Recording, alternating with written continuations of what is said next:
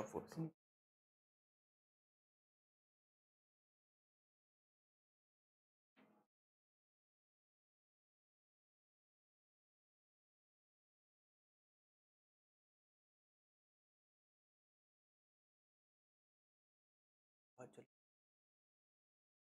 हुआ photo.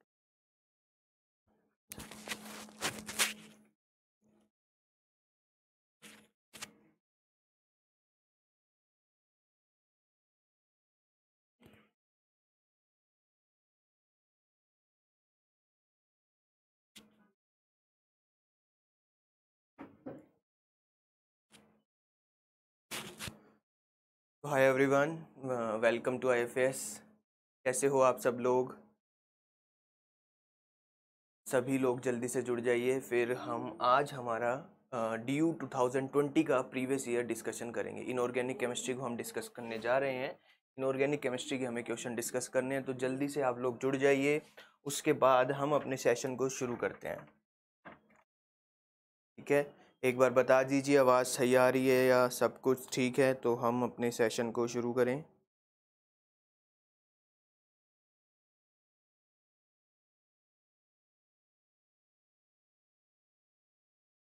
DU 2020 का inorganic chemistry को हम डिस्कस करेंगे। DU 2020।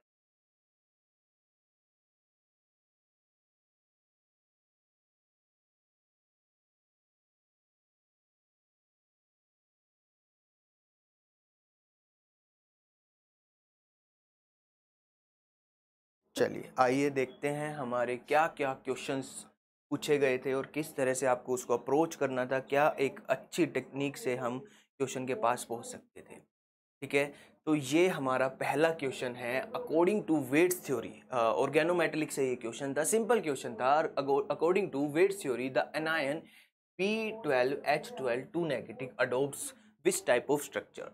तो ऐसे क्वेश्चन में हमारे पास एक ट्रिक होती है। अगर हमारा BnHn2 प्लस है तो होता है सुपर क्लोजो। सुपर क्लोजो। अगर मेरा BnHn है, सिर्फ यहां पर 0 है, तो हाइपर क्लोजो।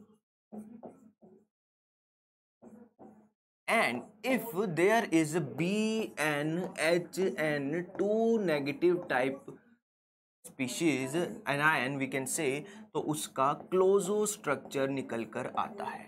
तो ये जो BnHn2 नेगेटिव है, इसको कंपेरेबल ये जो B12H12 नेगेटिव दिया हुआ था, वो किस टाइप का स्ट्रक्चर निकलता है, वो इस तरह से आप निकाल सकते हो। वो क्लोजो टाइप की शेप दिखाता है। किस टाइप की शेप दिखाता है? वो क्लोजो टाइप का स्ट्रक्चर दिखाता है। अगर इससे आपको नीचे जाना है, इससे नीचे जाना है और बातें करनी है, तो उधर ये बातें चलती हैं कि BnHn4 नेगेटिव में आपका नीडो होएगा। जैसे ही नीचे जाते जाओगे तो आपका नीडो, यहां पर एरकैनो, इस तरह के आपको स्ट्रक्चर मिलने लग जाएंगे। तो आपका किस टाइप का एनायन गिवन था? 2 नेगेटिव टाइप का एनायन गिवन था। BnHn2 नेगेटिव टाइप का एनायन गिवन था। तो इसका आपका क्या आने वाला था आंसर? इसका आने वाला था क्लोजो आंसर। तो क्या था इसका आंसर? ऑप्शन नंबर ए इसका आंसर होना चाहिए था। बहुत ही सिंपल क्वेश्चन था, इसमें ज्यादा आपको कुछ करना नहीं था। एक तरह से बस एनायंस के बारे में पूछा था, तो आपको इस तरह से बारे में बताना था कि कौन सा ये एनायन कौन सा स्ट्रक्चर को अडॉप्ट करने वाला है। उसके लिए हम वेट्स रूल में ये चीजें पढ़ते आए हैं, ये चीजें आपको ध्यान रखनी है। अगर मेरा BnHn6 नेगेटिव होगा तो क्या बनाएगा? वो एरकैनो स्ट्रक्चर बनाएगा। मगर यहाँ पर BnOHnO2 नेगेटिव था, तो हमारा आंसर क्लोजो आना था।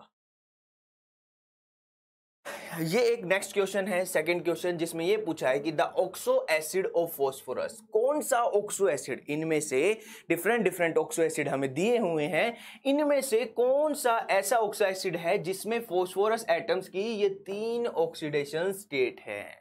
देखो, इस क्वेश्चन को आप स्ट्रक्चर से भी अप्रोच कर सकते थे, मगर जो DU के क्वेश्चंस आते हैं वो इतने पेपर इतना लेंथी होता है कि आपको इसके स्ट्रक्चर्स बनाने लगोगे तो बहुत टाइम लग जाएगा। तो इसकी सिंपल अप्रोच क्या होनी चाहिए? सिंपल अप्रोच ये होनी चाहिए कि एक्स एवरेज मेथड से हम जाएं। किस मेथड से जाएं? एक्स एवरेज मेथड से। मतलब क्या, मैं इनकी एवरेज निकाल लूं, इनका एवरेज निकाल लूं। कैसे? मेरा ऑक्सीडेशन स्टेट क्या आना चाहिए था, इन तीनों का सम, इन तीनों का सम कर दो, जितने ऑक्सीडेशन स्टेट दिए हैं इन तीनों का सम कर दो। कितना? +4 +4 +3 डिवाइडेड बाय 3। तो आपकी x 11/3 जिसकी आई, मतलब ऑक्सीडेशन स्टेट इनमें से जिस फोस्फोरस में, इस सारे ऑक्सी एसिड की हम ऑक्सीडेशन स्टेट निकालेंगे, जिसकी भी ऑक्सीडेशन स्टेट फोस्फोरस की 11/3 आएगी, वो हमारा आंसर हो जाएगा। 11/3 आएगी जिसकी ऑक्सीडेशन स्टेट, वो हमारा आंसर हो जाएगा। किस तरह से देखना है आइए देखते हैं। H5P3O10, ये है मेरा H5P3O10, ठीक है। इसकी ऑक्सीडेशन स्टेट के बारे में कैसे जाएंगे? एक्स मेथड से हम जाते हैं। कैसे जाएंगे? 5 हाइड्रोजन का कितना होता है? +1 होता है, तो 5 हाइड्रोजन से आ जाएगा +3x प्लस, ये कितना आया भाई? ये आपका आएगा 10 इंटू में -2 दैट इज 0, ये आपका आ जाएगा। तो यहां पर कितना आया? 3x -15, क्योंकि यहां से आया 20 में से 5 हमने माइनस कर दिए, इज इक्वल टू 0। x निकल के आ गया +5 नहीं आना था। आना कितना चाहिए था? आना चाहिए था 11/3, मगर आ रहा है +5, तो हमारा ऑप्शन नंबर ए एलिमिनेट हो चुका है। ऑप्शन नंबर ए इसका आंसर नहीं है। आइए देखते हैं इसका आंसर क्या हो सकता है। इधर ही कर लेते हैं इसको। H5P3O7 के ऊपर बात करते हैं। H5P3O7, इसमें कितनी ऑक्सीडेशन स्टेट आएगी इसकी? 5 यहां से आया हाइड्रोजन का, 3x यहां से आया, -14 यहां से आया, 0। तो x कितना आ गया? x आ गया आपका 14 में से 5 सब्सट्रैक्ट हुए, 9/3 आया। आना कितना चाहिए था? आना चाहिए था 11/3। तो ये भी आपका एलिमिनेट हो गया। ठीक है भाई, आपका बी भी एलिमिनेट हो गया। आइए सी पे चलते हैं। सी को कैसे डील करेंगे वो देखते हैं। इधर ही कर लेते हैं सी को। सी क्या है भाई? H5P3O8। कैसे सोल्व करना है? एक्स मेथड से हमें जाना है। एक्स मेथड से हाइड्रोजन से कितना आया? 5 आएगा, 3x आएगा, माइनस का 16 आएगा, 0। 16 में से 5 जाएंगे तो बचेगा 11, ये हो जाएगा 3x is equal to 11, x आया 11/3। तो ये ही हमारा आंसर होना था। ये वाला ऑक्सा एसिड जो है, ये वाला जो ऑक्सो एसिड है, इसमें एक फोस्फोरस +4 में, एक +3 में और एक +4 में, मतलब 2 +4 में और एक +3 में होगा, क्योंकि इसकी ऑक्सीडेशन स्टेट जो एवरेज निकल के आ रही है तीनों की, वो 11/3 आ रही है, और इस मेथड से भी वो 11/3 आ रही थी। तो सी इसका आंसर हो जाएगा। ठीक है भाई, क्लियर है? किसी को कोई डाउट? चलिए आगे बढ़ते हैं। आगे कैसे जाना है देखते हैं। ये हमारा एक और क्वेश्चन है, थर्ड क्वेश्चन, जिसके बारे में हम बात कर रहे हैं। विच one of the following species, अच्छा इसमें सेकंड डला हुआ है, थर्ड क्वेश्चन है। विच one of the following species has the magnetic value of 3.87। आपको म्यूस्पिन ओनली की मैग्नेटिक वैल्यू दे रखी है, मैग्नेटिक मोमेंट की वैल्यू दे रखी है 3.87। अगर मेरा 3.87 मैग्नीट्यूड की वैल्यू आ रही है, तो मेरे अनपेयर्ड इलेक्ट्रॉन यहां से 3 अनपेयर्ड इलेक्ट्रॉन निकल के आएंगे। n जब मेरा 3 होता है, 3 अनपेयर्ड इलेक्ट्रॉन के लिए मेरी जो मैग्नेटिक मूवमेंट की वैल्यू निकल कर आती है वो क्या होती है? 3.87। वो क्या होती है भाई? 3.87 होती है। जब मेरा मैग्नेटिक मूवमेंट 3.87 होता है, तो मेरी अनपेयर्ड वैल्यू होती है n = 3। आपको इन एनायंस, इन जो ये कैटायंस दिए हुए हैं मेटल्स के, इनमें ये देखना था किसके अंदर 3 अनपेयर्ड इलेक्ट्रॉन है, बस ये देखना था, आपका काम बन जाएगा। Fe+3 आपको पता हो तो ये D5 सिस्टम होता है। इसमें 5 अनपेयर्ड इलेक्ट्रॉन होते हैं। कितने अनपेयर्ड इलेक्ट्रॉन होते हैं भाई? 5 अनपेयर्ड इलेक्ट्रॉन होते हैं।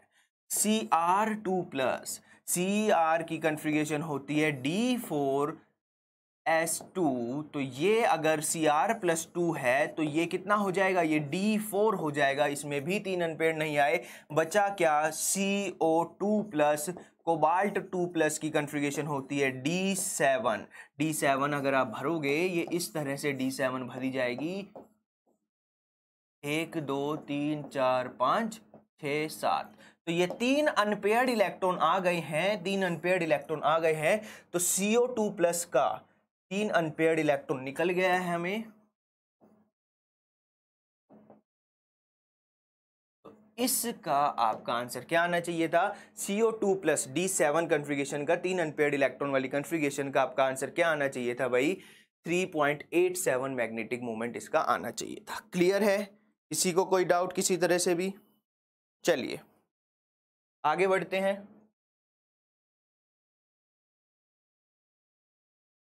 ये है हमारा नेक्स्ट क्वेश्चन। इसमें ये पूछा गया है which of the following complexes, इनमें से कौन सा कॉम्प्लेक्स ऐसा है जो ऑप्टिकल एक्टिव नहीं शो करेगा, does not show optical active. देखो अगर मेरे कंपाउंड में, अगर मेरे कॉम्प्लेक्स में POS प्रेजेंट है, प्लेन ऑफ सिमेट्री प्रेजेंट है, तो वो ऑप्टिकल एक्टिव नहीं होगा, वो ऑप्टिकली इनएक्टिव होगा। क्या होगा भाई? वो ऑप्टिकली इनएक्टिव होगा, ऑप्टिकली इनएक्टिव। ठीक है भाई, ऑप्टिकली इनएक्टिव होगा। ठीक है, अब इनमें से देखो COEDTA, COEDTA का कुछ स्ट्रक्चर इस तरह से बनता है, COEDTA का कुछ टाइप का स्ट्रक्चर इस तरह से बनता है आपका।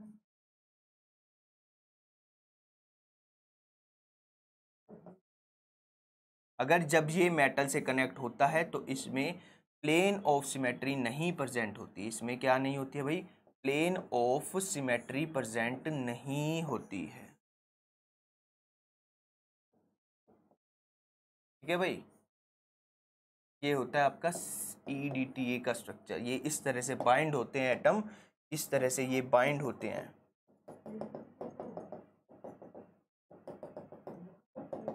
इसमें POS नहीं होती है, POS नहीं होती है, प्लेन ऑफ सिमेट्री नहीं होती है, तो ये ऑप्टिकली एक्टिव होता है, ऑप्टिकली एक्टिव होता है ये वाला कॉम्प्लेक्स आपका। ठीक है, कौन सा कॉम्प्लेक्स है भाई? ये कोबाल्ट का EDTA के साथ जब स्ट्रक्चर होता है तो इस तरह से कहानी चलती है।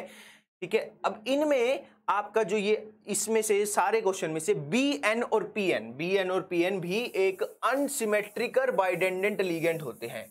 BN और PN ये है आपका BN कुछ इस टाइप से, और ये है PN, ये आपका कुछ इस टाइप से होता है। ये भी अनसिमेट्रिकल लिगेंड होते हैं। क्या होते हैं भाई?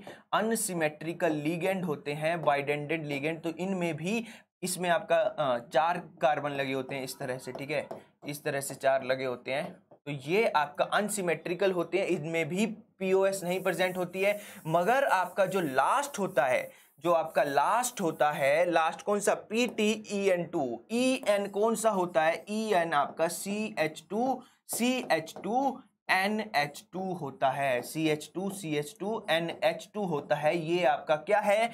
ये कॉम्प्लेक्स जो बनता है इसमें POS प्रेजेंट होती है। कैसे भाई? ये देखो PT है, यहाँ पर क्या है? NH2, यहाँ पर है NH2, और यहाँ पर भी है NH2, और ये जुड़े होते हैं, NH होते हैं भाई ये, क्योंकि ये बाइंड हो चुके हैं। तो यहाँ पर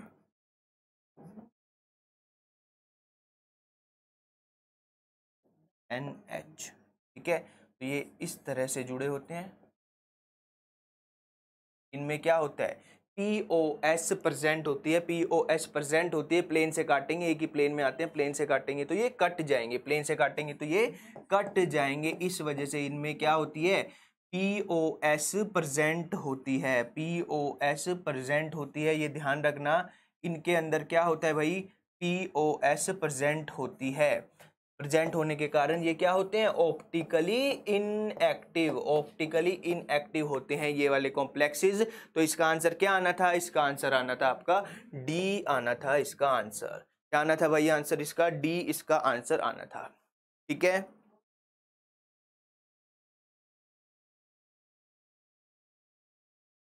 चलिए आगे चलते हैं, आगे अगले क्वेश्चंस को डिस्कस करते हैं।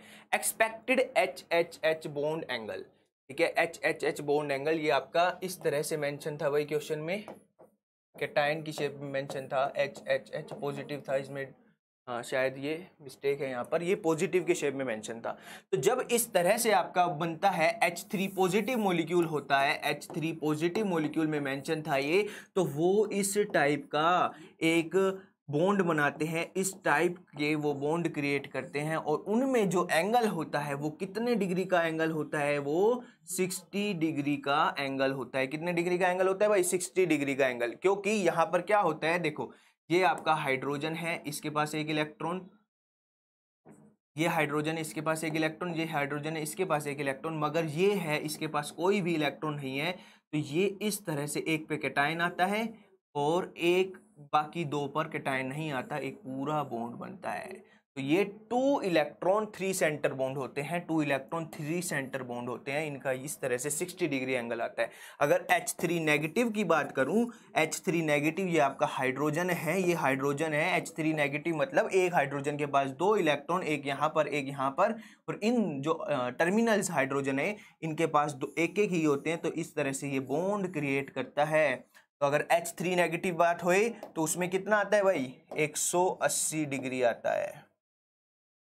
अगर पूछा आपसे H3 पॉजिटिव था, H3 पॉजिटिव पूछा गया था, ये ध्यान रखना, H3 पॉजिटिव पूछा गया था आपसे, इसमें मेंशन था H3 पॉजिटिव, तो इसका आंसर 60 डिग्री आना था। H3 नेगेटिव का कभी पूछा जाए तो उसमें ध्यान रखना 180 डिग्री चला जाता है। कितना चला जाता है भाई, 180 डिग्री। ठीक है, तो इसका आंसर क्या था भाई, सी इसका आंसर होना था। आगे बढ़ते हैं, द मेटालिक रेडियाई पूछा था, द मेटालिक रेडियाई पूछा था कि अब नॉर्मली हाई किस में होगा, for which of the following pairs, किस पेयर्स में मेटालिक रेडियाई अब नॉर्मली हाई होगा। तो ये आपका एफ ब्लॉक से क्वेश्चन था, क्या था ये भाई, एफ ब्लॉक से क्वेश्चन पूछा गया था। इसमें क्या होता है, एक इसका ट्रेंड होता है, आपको पता होगा, ये लेंथेनाइड है, लेंथेनाइड से हम जब लुथेनियम तक जाते हैं, लुथेनियम तक जाते हैं, तो इधर आपका ये साइज डिक्रीज होता है, साइज डिक्रीज होता है ड्यू टू लेंथेनाइड कंट्रैक्शन, हम मानते हैं इसको लेंथेनाइड कंट्रैक्शन, और होना भी चाहिए क्योंकि एफ सबशेल जो है उनका पुअर शील्डिंग इफेक्ट होता है। पुअर शील्डिंग इफेक्ट होने की वजह से जैसे जैसे आगे बढ़ते हैं इफेक्टिव न्यूक्लियर चार्ज बढ़ता चला जाता है और साइज डिक्रीज होता चला जाता है। मगर अब नॉर्मली हाई किन का होता है, जो हाफ फील्ड और फुल्ली फील्ड जब कॉन्फ़िगरेशन निकल के आती है उनका अब नॉर्मली हाई होने लगता है। कैसे भाई, ये आपको ध्यान रखना पड़ेगा। फुल्ली फील्ड जब होता है, लेट सपोज इस तरह से इसका ग्राफ चलता है, ध्यान रखना, इस तरह से इसका ग्राफ चलता है, ये लेंथेनम है, अगर जहां तक आपका साइज डिक्रीज होता हुआ एक्सपेक्टेड होता है, मगर 2 एटम होते हैं जो यहां पर प्रेजेंट होते हैं, एक कौन सा, हाफ फील्ड और एक फुल्ली फील्ड। ठीक है भाई, ये ध्यान रखना, यहां पर 2 एटम प्रेजेंट होते हैं, EU and YB, EU and YB, ये half field and fully field configuration लेकर बैठते हैं। ये 4F7 लेकर बैठता है, वो 4F14 लेकर बैठता है, ये ध्यान रखना 4F14 लेकर बैठता है। तो इसका क्या होगा, इसका आपका अब नॉर्मली हाई यहां पर आता है, अब नॉर्मली हाई इन दो के लिए आता है, किन दो के लिए, EU एंड YB के लिए आता है। मगर कभी आपसे कैटायन की शेप में पूछ ले, कैटायन की शेप में पूछ ले, कैसे कि मैं कह रहा हूं कि La3 पॉजिटिव, ये है मेरा La3 पॉजिटिव, ये है मेरा Lu3 पॉजिटिव, तो यहाँ पर सीधा डिक्रीज आएगा, कोई भी अब नॉर्मली का चक्कर यहाँ पर नहीं होता। इधर ध्यान रखना, ये 2 एटम, 2 जो एलिमेंट होते हैं ये ऊपर प्रेजेंट होते हैं, इनका साइज अब नॉर्मली हाई होता है। ठीक है भाई, तो ये आपका मेटालिक रेडियाई का इस तरह से हम जा सकते थे। तो आंसर क्या आना चाहिए था इसका, EU एंड YB। ठीक है, चलिए आगे बढ़ते हैं। ये क्वेश्चन भी अच्छा था, ये आपका एफ ब्लॉक से ही है, the least basic among the following. देखो तीन तो क्या है, लेंथेनाइड्स है। आपको पता होगी एक चीज, जब हम लेंथेनाइड्स में नीचे नीचे जाते हैं जब हम लैंथेनाइड्स में नीचे आते हैं, मतलब इस तरफ जा रहे हैं, मैंने इस तरह ऐसे लिखा है, तो यहाँ पर साइज डिक्रीज होता है। यहाँ पर क्या होता है भाई, साइज डिक्रीज हो रहा है मेरा, ये साइज डिक्रीज हो रहा है। ये क्या हो रहा है, साइज डिक्रीज होता है। यहाँ पर साइज डिक्रीज होने के कारण ये स्मॉल कैटायन होता है, स्मॉल कैटायन होता है, स्मॉल कैटायन होता है, हाई पोलराइज्ड करता है। Small cation highly polarized. कहां पे चले गए हम, फजान रूल में चले गए हैं। फजान रूल ये कहता है जैसे ही आपका स्मॉल कैटायन आता है वो हाईली पोलराइज्ड करता है और आपके कंपाउंड में कोवलेंट करैक्टर बढ़ने लगता है, हाईली पोलराइज्ड। तो आपके कंपाउंड में क्या बढ़ने लग जाता है, कोवलेंट करैक्टर बढ़ने लग जाता है। ठीक है भाई, कोवलेंट करैक्टर बढ़ने लग जाता है। जैसे जैसे आपका कोवलेंट करैक्टर बढ़ेगा तो जो ये नीचे वाले एलिमेंट्स होते हैं LuOH3, इस तरह से अगर ये एग्जिस्ट है तो Lu और OH बॉन्ड में आयनिक करैक्टर डिक्रीज हो जाता है और ये इजीली OH नेगेटिव को नहीं निकाल पाता, इजीली OH नेगेटिव को नहीं निकाल पाता, did not lose the OH negative easily. ठीक है, क्या होता है भाई, ये इजीली नहीं निकाल पाता। तो अगर F ब्लॉक के ही दिए होते तो इसका आंसर आना था कौन सा, Lu आना था, मगर एक ऑप्शन AlOH3 दिया हुआ था, एक ऑप्शन AlOH3 दिया हुआ था, सारी कहानी बदल गई। Al+3 आपका स्मॉलेस्ट कैटायन में चला गया, क्योंकि ये कौन से है भाई, ये थर्ड पीरियड से है, ये आपके लैंथेनम बिल्कुल लास्ट में आते हैं। ठीक है, ये क्या है, स्मॉलेस्ट कैटायन हो गया। क्या हो गया भाई, ये स्मॉलेस्ट कैटायन हो गया। स्मॉलेस्ट कैटायन होने की वजह से ये हाईली पोलराइज्ड करेगा। सारा कॉन्सेप्ट जो यहां लगाया था हमने हाईली पोलराइज्ड, अब ये करेगा जो हमने Lu के बारे में पढ़ा।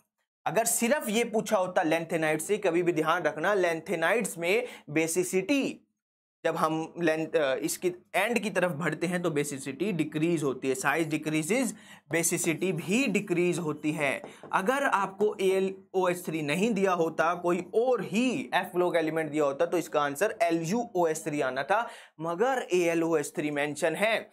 AlOH3 मेंशन है, इसका साइज Al का और भी स्मॉल है, तो इसका आंसर क्या आएगा, इसका आंसर आएगा A। इसका आंसर आएगा भाई A, इसका आंसर आएगा। ठीक है भाई, A इसका आंसर आएगा, क्योंकि Al सबसे ज्यादा छोटा है, सबसे ज्यादा पोलराइज करेगा, सबसे ज्यादा कोवलेंट करैक्टर होगा, आयनिक करैक्टर डिक्रीज हो जाएगा। कोवलेंट करैक्टर इंक्रीजेस, आयनिक करैक्टर डिक्रीजेस, उसकी वजह से OH नेगेटिव इजीली नहीं निकल पाएंगे, तो बेसिसिटी डिक्रीजेस। सबसे कम बेसिक होगा लीस्ट बेसिक। बहुत अच्छा क्वेश्चन था ये। ठीक है, लीस्ट बेसिक होगा ये। क्या होगा भाई, ये लीस्ट बेसिक होगा, ध्यान रखना।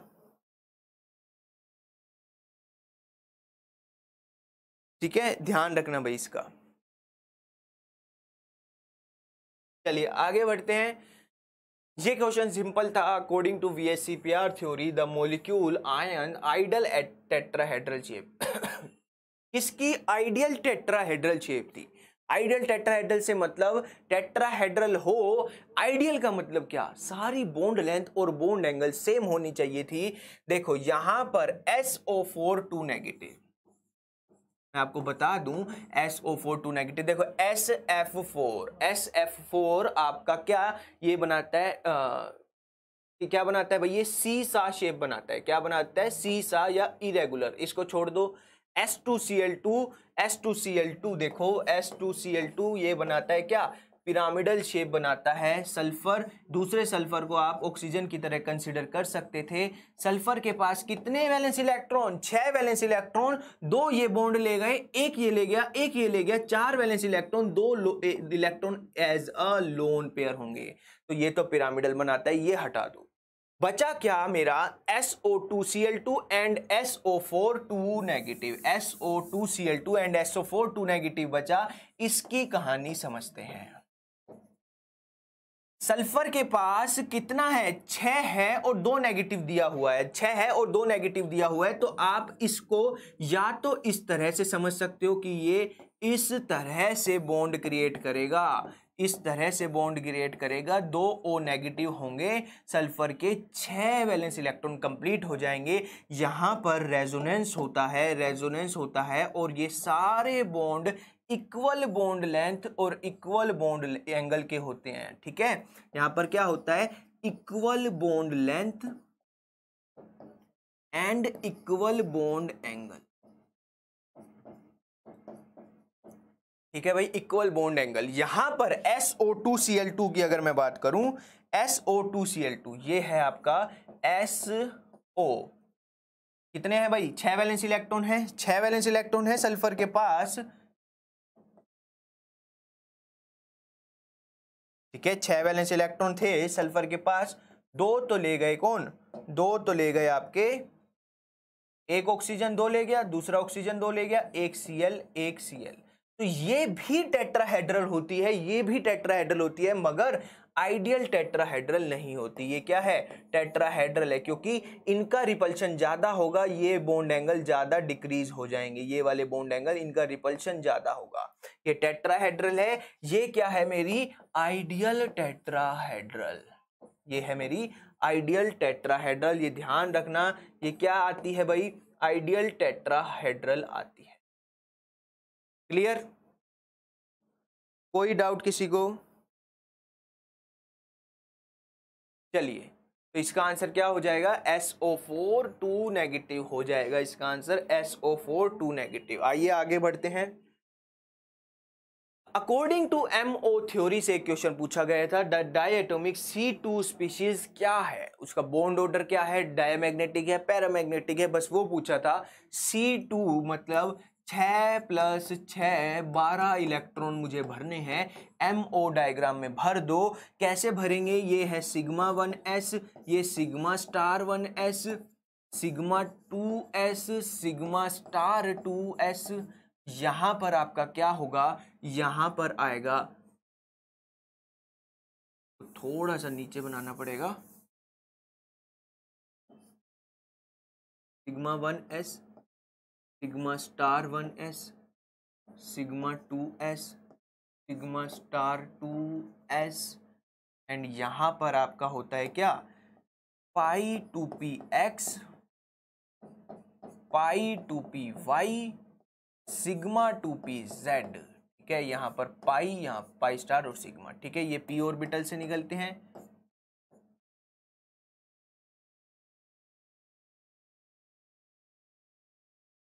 ये इसका MO डायग्राम होता है, ये इसका MO डायग्राम होता है। क्या होता है भाई इसका MO डायग्राम।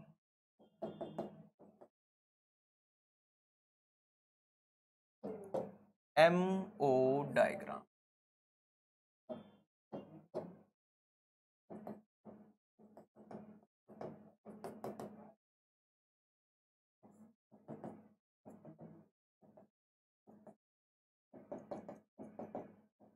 ट्वेल्व इलेक्ट्रॉन इसमें भरने हैं, 12 इलेक्ट्रॉन भर दो, 2 2 4 2 6 2 8 10 2 12 इलेक्ट्रॉन भर दिए हैं। ये इसका MO डायग्राम है, किसका, C2 का MO डायग्राम है। इसमें हमने 12 इलेक्ट्रॉन भर दिए हैं, तो बॉन्ड ऑर्डर इसका कितना आया, बॉन्ड ऑर्डर आया, ये सारे एक दूसरे को बॉन्डिंग एंटी बॉन्डिंग कैंसिल कर देंगे, बॉन्ड ऑर्डर होता है N बॉन्डिंग। बॉन्ड ऑर्डर क्या होता है भाई, N bonding minus N anti bonding, N bonding minus N anti bonding divided by 2। तो बॉन्ड ऑर्डर क्या आता है इसका, 4 - 0 divided by 2, that is 2 bond order आएगा। सारे इलेक्ट्रॉन पेयर हैं, 2 बॉन्ड ऑर्डर, और डायमैग्नेटिक स्पीशीज होती है। तो आंसर क्या आना था, C इसका आंसर आना था। Bond order is 2 and diamagnetic species. ठीक है भाई, इस तरह से ये चलेगा, C इसका आंसर आना था। ठीक है, यस हर्ष, इसका आंसर C है। सोलंकी हर्ष बिल्कुल ठीक है। ठीक है, C इसका आंसर था। The number of microstates present in 3f term। अगर किसी टर्म के ऊपर माइक्रोस्टेट पूछी गई है, टर्म के ऊपर, टर्म में माइक्रोस्टेट मुझसे पूछी गई है, अगर टर्म में पूछी गई है, तो ये फॉर्मूला ध्यान रखना, नंबर ऑफ माइक्रोस्टेट्स का क्या होता है, नंबर ऑफ माइक्रोस्टेट्स का क्या होता है भाई, 2s + 1। 2l+1। ठीक है भाई, ये फॉर्मूला होता है 2s+1 and 2l+1। 3f term, 3f term से क्या समझोगे? 3f टर्म से ये किस तरह से लिखी होती है भाई? ये लिखी होती है 2s+1 l होता है ये। तो 2s प्लस वैल्यू 2s+1 की वैल्यू कितनी आ गई? वो आ गई है 3। और l की वैल्यू कितनी है? देखो, s के लिए होता है 0, p के लिए 1, d के लिए 2, f के लिए 3। ठीक है, तो यहां पर ये तो आ गया 3, इसको ब्रैकेट बंद, 2 इंटू 3 प्लस 1, 2 इंटू 3 प्लस 1, ये क्या हो गया? ये हो गया आपका 3 और ये हो गया 7। 3 इंटू 7 टोटल कितना आ गया इसका? 21 माइक्रोस्टेट्स आनी थी। क्या आना था भाई? 21 माइक्रोस्टेट्स आनी थी। ठीक है, क्लियर है? क्लियर आप लोगों को? किसी को कोई डाउट? चलिए, ये आपका आंसर कितना आना था? 21, बी इसका आंसर आना था। ये क्वेश्चन भी अच्छा है, आपसे पूछा गया था कि वर्नर्स थ्योरी के अकॉर्डिंग कौन सी स्टेटमेंट करेक्ट है? वर्नर थ्योरी के अकॉर्डिंग कौन सी स्टेटमेंट करेक्ट है? देखो, वर्नर थ्योरी पहली बात तो कोऑर्डिनेट बॉन्ड्स के लिए दी गई थी। तो इसमें क्या कहा गया है? इसमें कहा है ligands are connected to the metal ions by covalent bonds. ये गलत हो गया है। लिगेंड्स मेटल को पूरे इलेक्ट्रॉन डोनेट करते हैं और एक कोऑर्डिनेट बॉन्ड बनाते हैं। तो ये स्टेटमेंट गलत हो गई है। ठीक है, ये स्टेटमेंट गलत हो गई है। अब बात आती है सेकेंडरी वैलेंसी और प्राइमरी वैलेंसी। देखो, ये आपका कोई स्पीशीज है Ma6B2। तो उसने ये कहा था, वर्नर थ्योरी ने ये कहा था कि आपकी जो सेकेंडरी वैलेंसी होगी वो किस पे कोरिस्पोंड करेगी? सेकेंडरी वैलेंसी कोरिस्पोंड करती है कोऑर्डिनेशन नंबर पर। सेकेंडरी वैलेंसी मेरी कोरिस्पोंड करेगी कोऑर्डिनेशन पर। सेकेंडरी वैलेंसी किस पे करेगी? कोऑर्डिनेशन नंबर पर। और प्राइमरी वैलेंसी करती है मेरी ऑक्सीडेशन स्टेट पर। तो ये क्या कोरिस्पोंड करता है? ये सेकेंडरी वैलेंसी करता है, ये बताता है मेटल के कोऑर्डिनेशन नंबर। ये होती है सेकेंडरी वैलेंसी, ये मेटल के कोऑर्डिनेशन नंबर बताती है। और ये होती है जो बाहर लिखी होती है, जो बाहर आयोनाइजेशन स्पेयर में लिखी होती है, वो होती है आपकी प्राइमरी वैलेंसी। ये मेटल की ऑक्सीडेशन स्टेट को सेटिस्फाई करता है। यहां पर जो मेटल की ऑक्सीडेशन स्टेट है वो क्या है? इस B2 की वजह से है। ठीक है, चलिए, अब क्या होता है? जो ये सेकेंडरी वैलेंसी होती है वो लिगेंड्स की वजह से होती है। तो ये क्या होते हैं? ये डायरेक्शनल इन नेचर होते हैं। डायरेक्शनल होते हैं और नॉन आयोनाइजेबल होते हैं। ये क्या होते हैं? सेकेंडरी वैलेंसी के लिए लिख लेना, सेकेंडरी वैलेंसी आपकी डायरेक्शनल होती है और नॉन आयोनाइजेबल होती है। और प्राइमरी वैलेंसी आपकी नॉन डायरेक्शनल होती है और आयोनाइजेबल होती है। ठीक है, तो इसमें क्या कहा था? Secondary valence is have directional properties. बिल्कुल सही, सेकेंडरी वैलेंसी के पास डायरेक्शनल प्रॉपर्टीज होती है क्योंकि ये लिगेंड्स मेटल की किस डायरेक्शन में लगे हुए हैं उसको डिस्क्राइब करता है, मेटल्स की स्टीरियो को डिस्क्राइब करता है। तो इसके पास डायरेक्शनल प्रॉपर्टीज होती है, मगर ये आयोनाइज नहीं हो पाती। आयोनाइज कौन होते हैं? जो आयोनाइजेशन स्पेयर में प्रेजेंट होते हैं। आयोनाइज कौन होते हैं? जो आयोनाइजेशन स्पेयर में प्रेजेंट होते हैं, ये आयोनाइज होते हैं। ये सेकेंडरी वैलेंसी वाले आयोनाइज नहीं होते हैं, इसलिए secondary valencies are non ionizable. ठीक है, इनमें से आपको बताना था कौन सी स्टेटमेंट करेक्ट है। तो बी और सी स्टेटमेंट बिल्कुल करेक्ट है भाई। ठीक है, बी और सी स्टेटमेंट बिल्कुल करेक्ट है। क्लियर? बी और सी स्टेटमेंट इसकी करेक्ट है।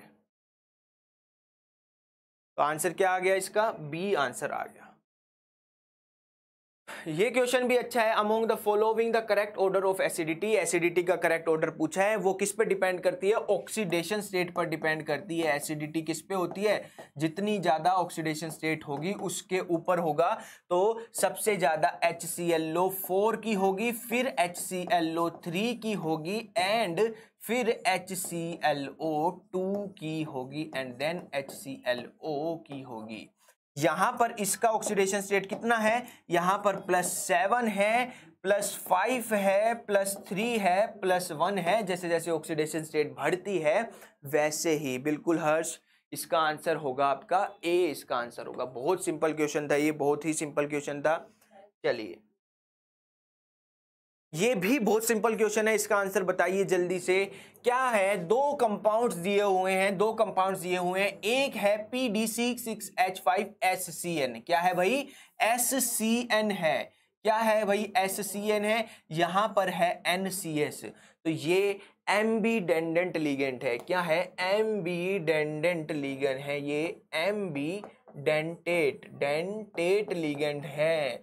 और ये जो लिगेंड होते हैं ये एक ही लिगेंड होते हैं मगर डिफरेंट साइट से जुड़ सकते हैं, डिफरेंट साइट से जुड़ सकते हैं। तो ये क्या दिखाते हैं, लिंकेज आइसोमर्स दिखाते हैं। क्या नाम होता है इनका, लिंकेज आइसोमर्स ये दिखाते हैं। ठीक है भाई, क्या दिखाते हैं, लिंकेज आइसोमर्स। तो इसका आंसर क्या हो गया, इसका आंसर ए हो गया। क्लियर है, लिंकेज आइसोमर्स ये दिखाएंगे। ठीक है, बिल्कुल ठीक है।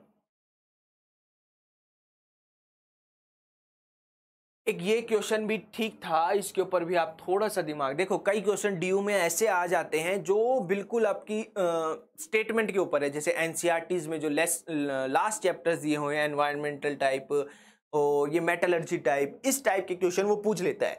तो उसके लिए आप अपना वो आपको पढ़ा हुआ ही होना चाहिए। ठीक है, मगर ये आप फिर भी कर सकते थे। कौन सा एलिमेंट है जो अपनी नेटिव स्टेट में पाया जाता है, नेटिव स्टेट में कौन पाया जाएगा, अकेला कौन पाया जाएगा, वो पाया जाएगा जो लेस रिएक्टिव होगा, लेस रिएक्टिव होगा। वरना वो ऑक्साइड बना लेगा, हाइड्राइड बना लेगा। जनरली ऑक्साइड्स के रूप में वो प्रेजेंट होते हैं, जनरली एटम्स आपके ऑक्साइड्स के रूप में प्रेजेंट होते हैं। नेटिव स्टेट में वो प्रेजेंट होगा जो लेस रिएक्टिव होगा। Al, Au, Cu, Na में ये सारे Al, Cu, Na ये नेटिव स्टेट में नहीं प्रेजेंट होते। Au जो आपका गोल्ड होता है, सोना होता है आपका, ये लेस रिएक्टिव होता है, लेस रिएक्टिव होता है और ये नेटिव स्टेट में प्रेजेंट होता है, नेटिव स्टेट में प्रेजेंट होता है। ठीक है भाई, किस में प्रेजेंट होता है, नेटिव स्टेट में, मतलब अकेला प्रेजेंट होता है, प्योर आपको उसमें मिल जाता है, किसी से कंबाइन होके नहीं प्रेजेंट होता है। ठीक है, गोल्ड Au बिल्कुल ठीक है भाई, बी इसका आंसर था। ये तो बहुत ही सिंपल क्वेश्चन है। Element with outer electronic configuration NS2NP6, NS2NP6 किस में प्रेजेंट होता है, NS2NP6 जो आपका होता है वो क्या आपकी इनमें से रखता है। तो NS2NP6 आपकी नोबल गैसेस की कन्फिग्रेशन है। क्या है भाई, नोबल गैसेस हैं। ये सिंपल कॉन्सेप्ट था। NS2NP6 आपका क्या है, नोबल गैसेस। इसका आंसर क्या था, डी इसका आंसर था। ये सिंपल क्वेश्चन पूछे गए थे आपके DU 2020 में। Which one of the following element is least likely to participate in a hydrogen bond? Hydrogen bond में कौन पार्टिसिपेट लीस्ट करेगा। हाइड्रोजन बॉन्ड का कहानी क्या होती है, ये मेरा O है, ये मेरा H है। O ज्यादा इलेक्ट्रोनेगेटिव है, slightly negative charge, slightly positive charge. अगर इसको दूसरा ऑक्सीजन दिखा तो इस पे स्लाइटली नेगेटिव होगा। ये हाइड्रोजन बॉन्डिंग, ये वाला जो बॉन्ड होता है वो होती है आपकी क्या, हाइड्रोजन बॉन्डिंग। क्या होती है भाई, हाइड्रोजन बॉन्ड, ये वाला बॉन्ड होता है। ठीक है, ये वाला बॉन्ड होता है हाइड्रोजन बॉन्ड। ठीक है, ये वाला बॉन्ड जो इन दोनों को जोड़े हुए हैं। अब लीस्ट हाइड्रोजन बॉन्डिंग वो करेगा जो लीस्ट इलेक्ट्रोनेगेटिव होगा, लीस्ट इलेक्ट्रोनेगेटिव होगा वो करेगा आपकी क्या, least hydrogen bonding form, least electronegative, less hydrogen bonding. ठीक है, हाइड्रोजन बॉन्डिंग लेस होगी। तो इनमें से सबसे लीस्ट कौन सा है, लीस्ट भी देख सकते हो या फिर आप यूं कहो साइज जिसका बड़ा होता है वो भी, साइज जिसका बड़ा होता है वो भी आपकी हाइड्रोजन बॉन्डिंग कम फॉर्म करता है। ठीक है, तो इसका आंसर क्या आना चाहिए था, which one of the following elements is least likely to participate in a hydrogen bond. तो सल्फर इसका आंसर आना चाहिए था। ऑक्सीजन, फ्लोरीन, नाइट्रोजन, ये तीनों ही स्मॉल एटम्स होते हैं और मोर इलेक्ट्रोनेगेटिव्स होते हैं। तो स्मॉल एटम्स भी देखना है आपको, या यूं कहो लार्ज साइज, जो लार्ज साइज एटम होंगे वो लीस्ट इलेक्ट्रोनेगेटिव होंगे और वो लीस्ट हाइड्रोजन बॉन्डिंग फॉर्म करेंगे। लार्ज साइज भी देख सकते हो। तो आंसर कौन था इसका? सल्फर आंसर था। क्या आंसर था भाई इसका? सल्फर इसका आंसर था। ठीक है, सल्फर इसका आंसर था। तो ये हमारा बी ऑप्शन करेक्ट है, बी ऑप्शन करेक्ट है। ये क्वेश्चन देखिए, which one of the following terms describe a positive and negative charge which are separated in within a molecule. Within a molecule मतलब ये मेरा negative है, ये मेरा पॉजिटिव है चार्ज। इसको सेपरेट कौन करता है? बहुत सिंपल है, नेगेटिव पॉजिटिव को सेपरेट कौन करता है? ये नेगेटिव है, ये पॉजिटिव है। नेगेटिव पॉजिटिव को सेपरेट कौन करता है? डाइपोल इसको सेपरेट करता है। ये सेपरेशन ऑफ चार्ज ही आपकी डाइपोल की डेफिनेशन होती है, जिसे आप म्यू लिखते हो, म्यू लिखते हो और क्यू इंटू डी इसका फॉर्मूला लिखते हो। क्यू क्या है? क्यू आपके चार्जेस है, क्यू चार्ज है, जैसे इधर -1 है, जैसे HCl है आपका, HCl नेगेटिव पॉजिटिव। तो Q क्या हो गया? Q हो गया 1 यूनिट चार्ज, क्योंकि एक नेगेटिव है। ठीक है, तो Q 1 यूनिट चार्ज और D है इनकी बॉन्ड लेंथ। D क्या है भाई? इनकी बॉन्ड लेंथ है, ये ध्यान रखना। ठीक है, तो इसका आंसर क्या आना था? डाइपोल इसका आंसर आना था, C इसका आंसर आ जाना था। ठीक है भाई, चलिए आगे बढ़ते हैं। ये क्वेश्चन भी इजी है, ये क्वेश्चन ट्राई कीजिए कैसे करना है आपको। लैटिस एनर्जी किन किन चीजों पे डिपेंड करती है, एक बार ट्राई कीजिए। लैटिस एनर्जी कैसे कैसे चीजों पर डिपेंड करेगी वो ट्राई कीजिए।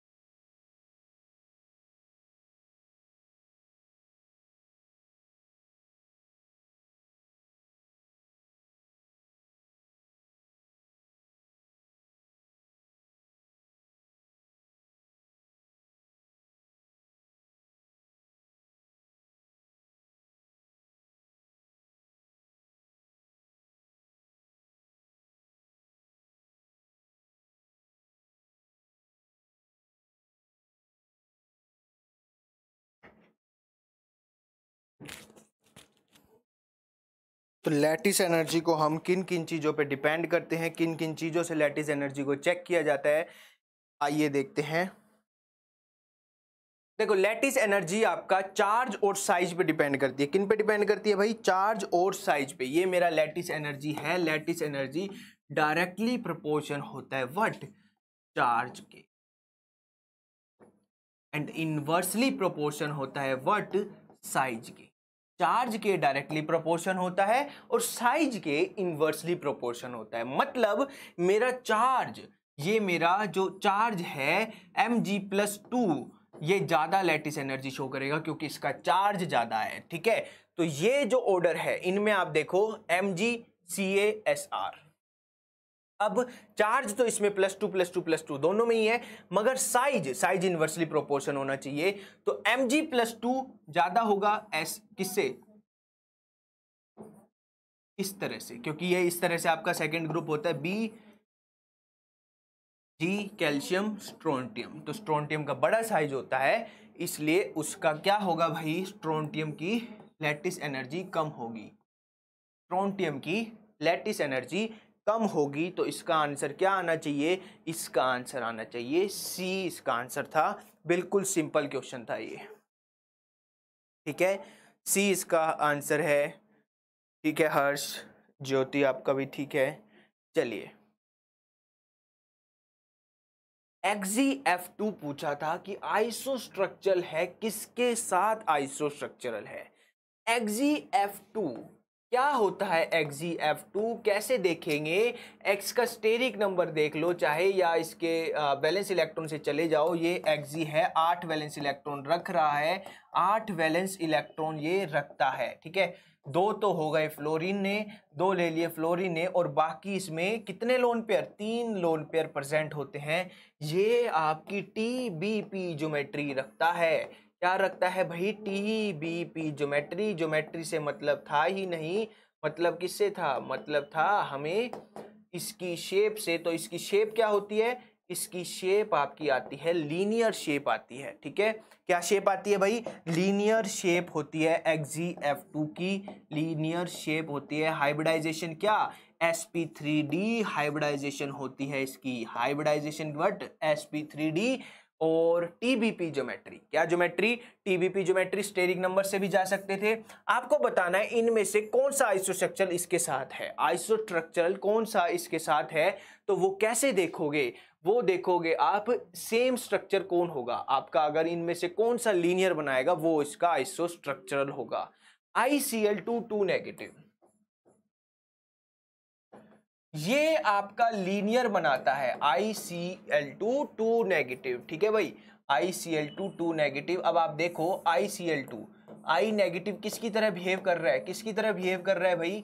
I नेगेटिव जिनोन की तरह ही बिहेव कर रहा है। इसके पास भी 8 वैलेंस इलेक्ट्रॉन है। अगर मैंने 7 वैलेंस इलेक्ट्रॉन रखता है मेरा आयोडीन, आयोडीन मेरा 7 वैलेंस इलेक्ट्रॉन रखता है, उस पर मैं एक नेगेटिव चार्ज दे दूं, नेगेटिव चार्ज दे दूं, नेगेटिव चार्ज की वजह से यहां पर I नेगेटिव जिनोन की तरह बिहेव करने लग जाएगा।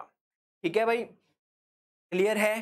क्लियर है? ये आपका बेंट दिखाता है, ये जनरली आयनिक कंपाउंड फॉर्म करता है, क्योंकि यहाँ पर साइज, ये इसका क्या हो जाता है, साइज बहुत बड़ा हो जाता है, तो कोवलेंट कैरेक्टर बिल्कुल भी नहीं होता, तो इसमें आयनिक कैरेक्टर फॉर्म होता है, आयनिक बॉन्ड। और ये SbCl3 आपका पिरामिडल शेप जनरली दिखाते हैं। क्या दिखाते हैं भाई? Pyramidal shape. तो आंसर क्या आना था? ए इसका आंसर आना था। क्या आंसर आना था भाई इसका? ए इसका आंसर आना था। ठीक है,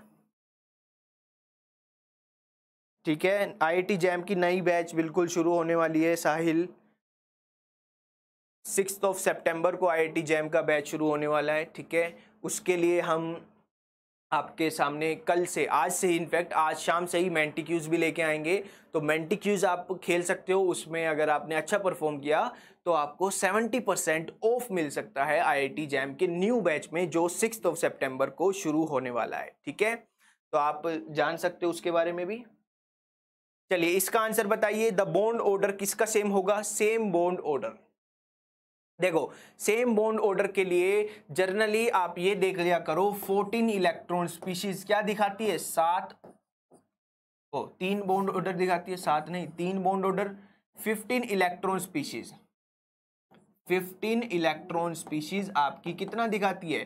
2.5। 15 इलेक्ट्रॉन स्पीशीज दिखाती है 2.5। 16 इलेक्ट्रॉन दिखाएगी आपकी 2। और ऐसे ही आप 17 इलेक्ट्रॉन पर जाओगे, 17 पर जाओगे, 17 इलेक्ट्रॉन स्पीशीज पर जाओगे तो वो 1.5 दिखाएगी। 18 पे जाओगे तो 1 दिखाएगी। यहाँ पर पीछे आओगे, 13 इलेक्ट्रॉन पर आओगे तो ये भी 2.5 दिखाएगी। ये 12 इलेक्ट्रॉन पर आओगे तो ये 2 दिखाएगी। 11 पे आओगे तो ये क्या दिखाएगी? 1.5। अगर इस तरह से आप देखोगे, ठीक है। ये कहाँ नहीं लगता? CO+ में ये वैलिड नहीं होता भाई। ठीक है, CO+ में ये वैलिड नहीं होता, CO+ में नहीं होता ये। आपके इससे नीचे, जब 10 से नीचे चले जाओगे वहां भी आप माइनस में ना बताओ, इसलिए वहां भी ये वैलिड नहीं होता। क्योंकि अगर आपका ये 10 आ जाएगा यहाँ पर, 10 इलेक्ट्रॉन, तो उसका 1 आ जाएगा, 9 का 0.5, 8 का 0, 8 से नीचे वालों पे भी ये वैलिड नहीं होगा, क्योंकि माइनस बॉन्ड ऑर्डर नहीं होता उनका बॉन्ड ऑर्डर प्लस होता है। तो ये स्पीशीज आप इससे ध्यान रख सकते हो। O2 और B2, O2 है 16 इलेक्ट्रॉन, B2 है 10 इलेक्ट्रॉन।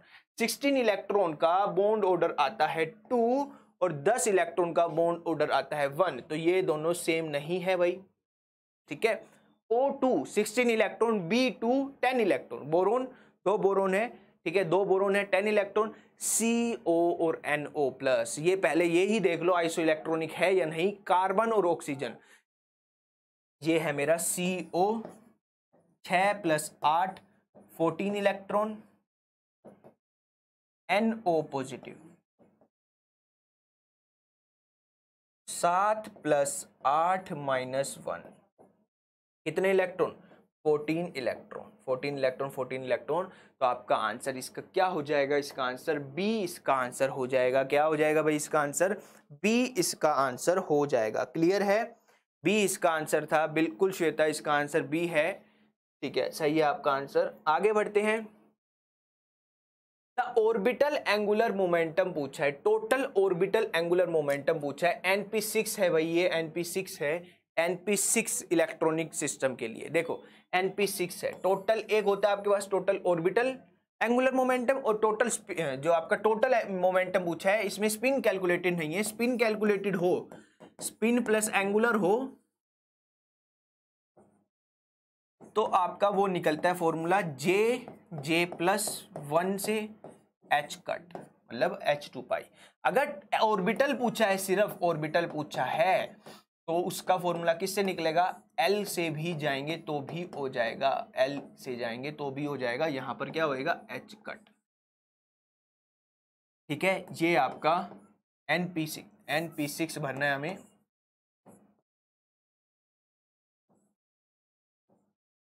एक दो तीन चार पाँच छः, 1 2 3 4 5 6, 6 इलेक्ट्रॉन है। तो इनका टोटल L क्या हो गया? L होता है summation of ML, summation of ML। तो यहाँ से 0, टोटल आया कितना? 0। यहाँ पर इनकी वैल्यू पुट करेंगे अगर 0। ये क्या है भाई? ऑर्बिटल एंगुलर मोमेंटम का फॉर्मूला है, orbital angular momentum. Orbital angular momentum का ये फॉर्मूला है। L अगर मेरा 0 आ गया तो ये सारा 0 हो जाएगा। इसका आंसर कितना आ जाएगा? 0 इसका आना था। क्यों? क्योंकि मुझसे NP6 टाइप का सिस्टम पूछा था। NP6 टाइप का सिस्टम पूछा था। क्या पूछा था भाई? NP6 टाइप का मेरे से सिस्टम पूछा था। H कट क्या होता है? H कट आपका H/2 पाई होता है। ये जो H कट है वो H/2 पाई होता है। इनटू में 0, तो आंसर कितना आया? 0 इसका आंसर आना था। ठीक है भाई, क्लियर? श्वेता का आंसर आया है ए। ठीक है, बिल्कुल ठीक है श्वेता, इसका आंसर क्या है? ए इसका आंसर है। आगे बढ़ते हैं, आगे चीजों को देखते हैं। ठीक है, ये क्वेश्चन मैंने आपको बताया ना कि आपका जो DU का एग्जाम होता है उसमें स्टेटमेंट से वो क्वेश्चन एक आधे पूछ लेता है। जनरली जो आपके NCERT से कई स्टेटमेंट से आपके क्वेश्चन पूछा जाता है, 3-4 नंबर के क्वेश्चन वहां से उठ जाते हैं। जैसे एनवायरमेंटल केमिस्ट्री पे पूछ लिया, केमिस्ट्री इन एवरीडे लाइफ पे पूछ लिया, मेटलर्जी पे पूछ लिया। इनकी जनरली बच्चा तैयारी नहीं करता है, और ठीक है, पता भी नहीं है क्या पूछेगा क्या नहीं पूछा, तो स्किप करना भी ऐसा भी नहीं है कि आप स्किप नहीं कर सकते, कर भी सकते हो। ऐसी प्रोसेस जिसमें हम कंसंट्रेटेड ओर को हीट करते हैं, limited supply of oxygen, limited supply of air. ठीक है, ये आप देख सकते हो, इसका आंसर कैल्सिनेशन होता है। अगर लिमिटेड सप्लाई ऑफ एयर होती है तो कैल्सिनेशन इसका आंसर होता है। क्या होता है भाई? कैल्सिनेशन होता है। ठीक है, और अगर सप्लाई है एक्सेस तो उसका क्या होगा? रोस्टिंग होगा। ठीक है, उसका आंसर क्या होगा? रोस्टेड होगा। अगर आपका इसका लिमिटेड सप्लाई है तो इसका आंसर क्या होगा? सी इसका आंसर होगा, अगर लिमिटेड सप्लाई मेंशन की हुई है तो। ठीक है भाई, तो ये क्वेश्चन भी एक अच्छा क्वेश्चन था। Bond order of He molecule, बहुत ही सिंपल क्वेश्चन था। Bond order of helium molecule, helium, helium molecule कौन सा होता है? पहली बात तो हीलियम 2 में होता है हीलियम मॉलिक्यूल, हीलियम 2। ठीक है, हीलियम 2 होता है। कैसे बनाता है? ये है 1s sigma 1s sigma star 1s, 2s sigma 2s sigma star 2s, sigma 1s sigma star 1s sigma 2s sigma star 2s। तो हीलियम 2 मॉलिक्यूल में टोटल 4 इलेक्ट्रॉन्स होते हैं। कितने इलेक्ट्रॉन्स होते हैं? 4 इलेक्ट्रॉन्स। अगर आप इसको भरोगे, 2 यहां पर, 2 यहां पर, इसकी हमें जरूरत भी नहीं है, इसकी हमें जरूरत भी नहीं है। ठीक है, यहीं पे ही खत्म हो गया। तो इसका क्या आएगा बॉन्ड ऑर्डर? इसका बॉन्ड ऑर्डर अगर आप निकालो, इसका बॉन्ड ऑर्डर कितना आएगा? Bonding minus anti bonding, 2 - 2 that is zero bond order आ जाएगा। तो हीलियम 2 मॉलिक्यूल जनरली एग्जिस्ट नहीं करते हैं क्योंकि उसका बॉन्ड ऑर्डर क्या होता है भाई, उसका बॉन्ड ऑर्डर जीरो होता है। ठीक है, बिल्कुल सही, बिल्कुल सही। चलिए आगे बढ़ते हैं। ये भी एक अच्छा क्वेश्चन है। Which of the following structure represent the conjugate acid of HPO4 2 negative. HPO4 2 negative का कॉन्जुगेट एसिड कौन है? ये मेरा AH है, इसमें से मैंने हाइड्रोजन निकाल दिया, ये जो बना वो है A।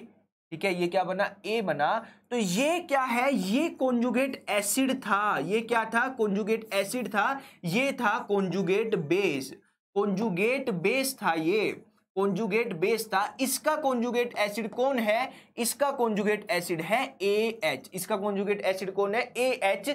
ऐसे ही HPO4 2 नेगेटिव गिवन है, पूछा है इसका कॉन्जुगेट एसिड कौन है, तो वो कौन होगा, वो होगा H2PO4 नेगेटिव। इसमें से मैं एक निकालूंगा हाइड्रोजन, प्रोटॉन निकालूंगा, तो ये HPO4 2 नेगेटिव बनाएगा। तो इसका आंसर क्या आएगा, H2PO4 नेगेटिव। ए इसका आंसर था। बहुत ही सिंपल था, बस कंफ्यूज नहीं होना था कि कॉन्जुगेट एसिड और कॉन्जुगेट बेस में कैसे चीजों को लेके चलना है, वो थोड़ा सा आपको ध्यान रखना था। ठीक है भाई, चलिए, हाँ जी बिल्कुल ठीक है श्वेता, आपका आंसर ए इसका आंसर होगा।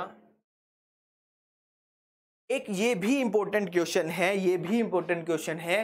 क्वेश्चन क्या था, all the metals form oxide of the type MO accept.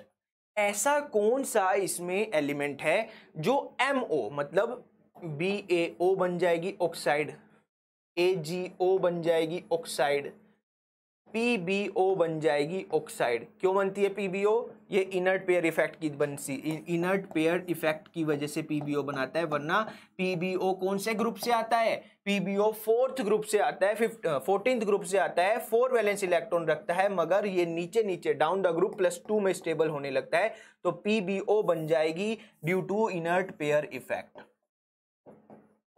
MO के अलावा ऐसी कौन सी ऑक्साइड होगी, सी इसका आंसर है। सी इसका आंसर नहीं है, सी इसका आंसर नहीं है। आपका CuV, कॉपर भी ऑक्साइड नहीं बना पाता जनरली, कॉपर भी इसका ऑक्साइड नहीं बना पाता, Cu2O में एग्जिस्ट करता है, Cu2O में एग्जिस्ट करता है। किस में एग्जिस्ट करता है भाई, Cu2O में एग्जिस्ट करता है। ठीक है, आपका कॉपर भी ये कंपाउंड नहीं बना पाता, कॉपर भी ये कंपाउंड नहीं बना पाता भाई।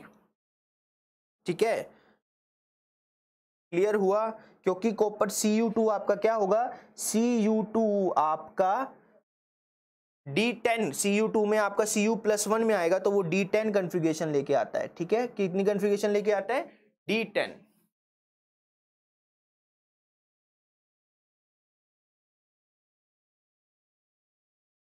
ठीक है, Ag2, इसका Ag भी हो सकता है, Ag2O, Ag2O भी जनरली प्रेजेंट होते हैं AgU में। तो इसका आंसर सिल्वर भी, यस सिल्वर भी इसका आंसर हो सकता है। ठीक है, तो इसका आंसर क्या आएगा भाई, इसका आंसर C ही आएगा, Ag।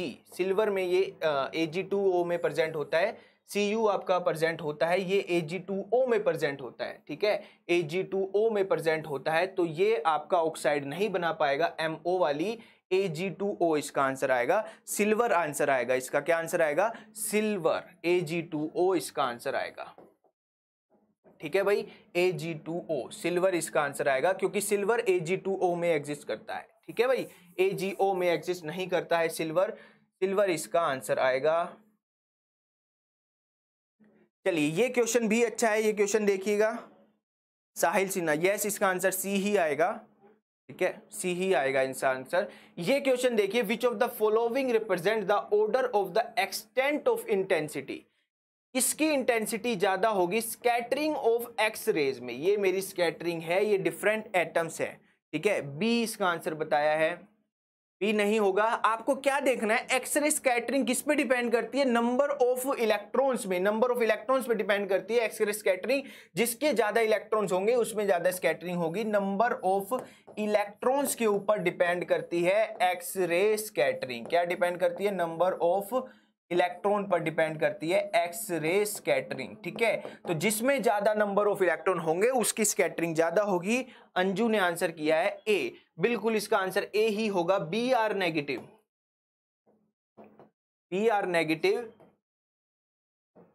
ठीक है, Cl negative then Na positive, ठीक है, उसको ठीक कर लेना। वो आपका Ag ही उसका आंसर होगा भाई, Ag इसका आंसर होगा। उसमें थोड़ी सी कंफ्यूजन थी मगर उसका आंसर Ag ही होगा। Ag ओ टाइप की कोई ऑक्साइड एग्जिस्ट नहीं करती है, ठीक है, ये आपका आंसर होगा नंबर ऑफ, ठीक है। अंजू इसका आंसर, श्वेता बिल्कुल ठीक है, श्वेता और अंजू आपका आंसर ठीक है। तो क्या होगा इसका आंसर? इसका आंसर आपका होगा ए, इसका आंसर होगा। यस यस अंजू ठीक है। समूह समृद्धि आपका आंसर चेक कर लीजिएगा प्लीज, ए इसका आंसर होगा, ठीक है, ये होगा इसका आंसर। आगे बढ़ते हैं। ये क्वेश्चन देखिए, ये क्वेश्चन भी अच्छा है। ये पूछा है आपको कि कौन सा ऑर्डर करेक्टली शो कर रहा है variations in rate of water exchange in high spin aqua complexes. High spin कौन सा ज्यादा रेट सही है, ठीक है। देखो आपको इनर्ट और लेबाइल का कॉन्सेप्ट पता होगा, इनर्ट और लेबाइल का कॉन्सेप्ट पता होगा, ठीक है। अगर आपकी जो DQ CFSC हम निकालते हैं, CFSC ये बहुत इंपॉर्टेंट पॉइंट है। अगर किसी भी एलिमेंट की आप CFSC निकालना, अगर 12 DQ या उससे ज्यादा आ जाए, -12 DQ या उससे मोर आ जाए तो वो इनर्ट होगा। अगर 12 DQ से लेस आ जाए, लेस देन 12 DQ, तो वो लेबाइल होगी, ठीक है भाई। 12 DQ से लेस आ जाए तो वो लेबाइल होगी, ठीक है। आपको एक चीज ये भी पता होगी कि CD3 सिस्टम एक इनर्ट सिस्टम होता है। क्यों? क्योंकि इसकी -12 DQ होती है, -12 DQ होती है। ये क्या होता है? इनर्ट, ठीक है भाई। श्वेता बिल्कुल ठीक है, आपको आंसर याद है, क्या बात है, बिल्कुल एकदम बहुत सही, ठीक है। देखो इसमें जो इनर्ट होगा, जो इनर्ट होगा उसका रेट कम होगा। Cr+3 D3 होता है, D3 इनर्ट होता है। ये क्या होता है? इनर्ट होता है, मगर इसका रेट ज्यादा दिखा रखा है, तो ये ऑप्शन गलत हो जाएगा, ये ऑप्शन गलत हो जाएगा, ये ऑप्शन आपका गलत हो जाएगा, ठीक है। आइए बात करते हैं Cr2 positive, CO2 positive and Cr2 positive, इनमें बात करते हैं कौन सा ऑप्शन सही होगा। आइए इसको पहले देखते हैं। V2+ में V2+ पॉजिटिव आपका क्या होगा? D3 सिस्टम होता है। V2 पॉजिटिव भी आपका क्या होता है भाई? D3 सिस्टम होता है, ठीक है। क्या होता है भाई? V3 D3 सिस्टम होता है, वो भी आपका इनर्ट होता है, इनर्ट होता है, तो वो भी आपका एग्जिस्ट नहीं करेगा। यस यस अंजू आपका भी है आंसर आ गया है। और लोगों का? समृद्धि, श्वेता, क्या आंसर होगा इसका?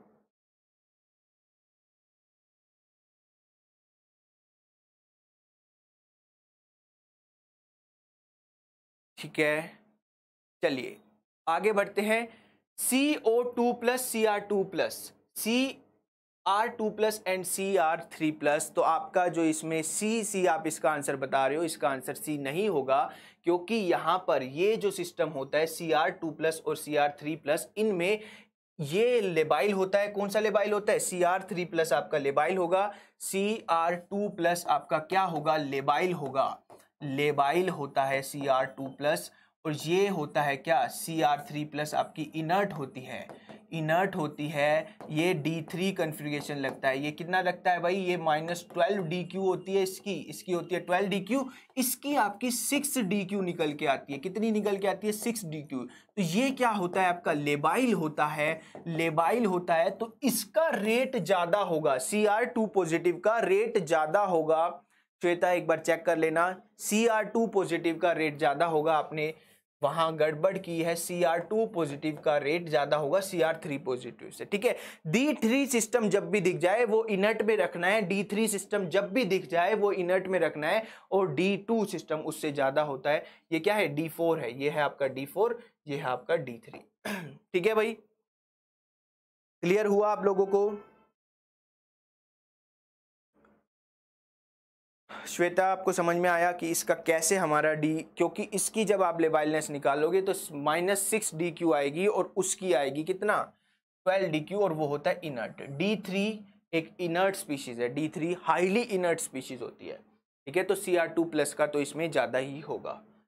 और इनके अंदर Cr2+ का कोबाल्ट 2+ से भी ज़्यादा होता है, और V2+ जो कि D3 है वो बाद में आनी चाहिए थी, तो ये भी ऑप्शन एलिमिनेट हो गया, ये भी हो गया। आंसर किसका आना चाहिए था? आंसर इसका आना चाहिए था, ए इसका आंसर आना चाहिए था। ठीक है भाई, ओ सॉरी, बी इसका आंसर आना चाहिए था, बी इसका आंसर आना चाहिए था। चलिए आगे बढ़ते हैं, एक दो क्वेश्चन और हैं। हाँ, ये क्वेश्चन भी अच्छा है, ये क्वेश्चन भी अच्छा है, मगर सिंपल एक आपको स्टेटमेंट पे पता होना चाहिए। विच ordering correctly describe the tendency of a ligand to direct ligand substitution in square planar complexes। Square planar complexes में डायरेक्ट लिगेंड सब्स्टिट्यूशन पर जब वेरी करता है तब हम पढ़ते हैं ट्रांस इफेक्ट पढ़ते हैं। तो आपको ट्रांस इफेक्ट ध्यान होना चाहिए था, ट्रांस इफेक्ट की सीरीज पता होनी चाहिए थी। ट्रांस इफेक्ट किस किस से मिलकर बना होता है? पहली बात तो ट्रांस इफेक्ट में पाई एक्सेप्टर और सिग्मा डोनर के कनेक्शन से मिलकर ये पूरी सीरीज बनी होती है, जिसमें Cn नेगेटिव सबसे आगे आएगा, फिर NO2 नेगेटिव आएगा, फिर आएगा आपका Br नेगेटिव, फिर आएगा आपका NH3। ठीक है, फिर आएगा आपका क्या? NH3। तो ये आपकी किसकी ऑर्डर होना चाहिए था? ये आपका किसका ऑर्डर होना चाहिए था?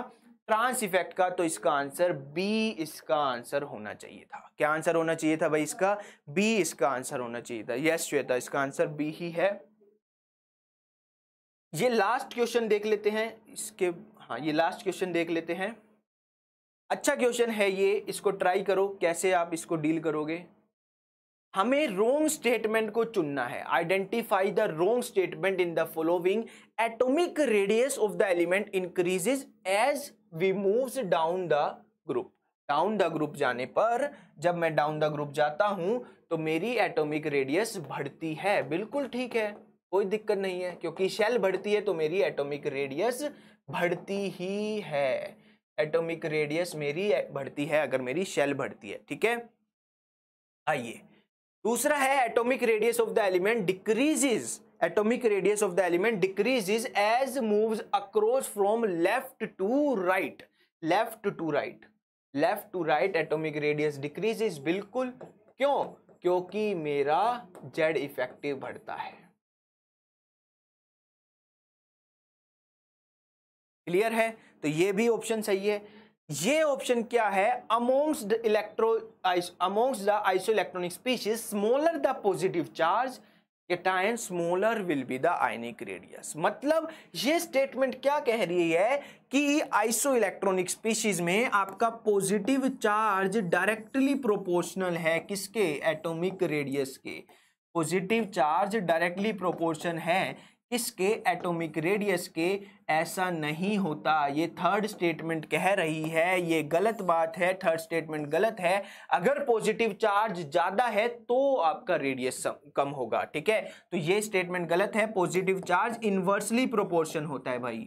पॉजिटिव चार्ज अगर तुम्हारा ज्यादा तो एटॉमिक रेडियस कम, पॉजिटिव चार्ज ज्यादा तो एटॉमिक रेडियस कम होती है। ये आपकी राइट स्टेटमेंट है। क्यों? क्योंकि पॉजिटिव चार्ज जब ज्यादा होता है तो आपका इफेक्टिव न्यूक्लियर चार्ज ज्यादा होता है।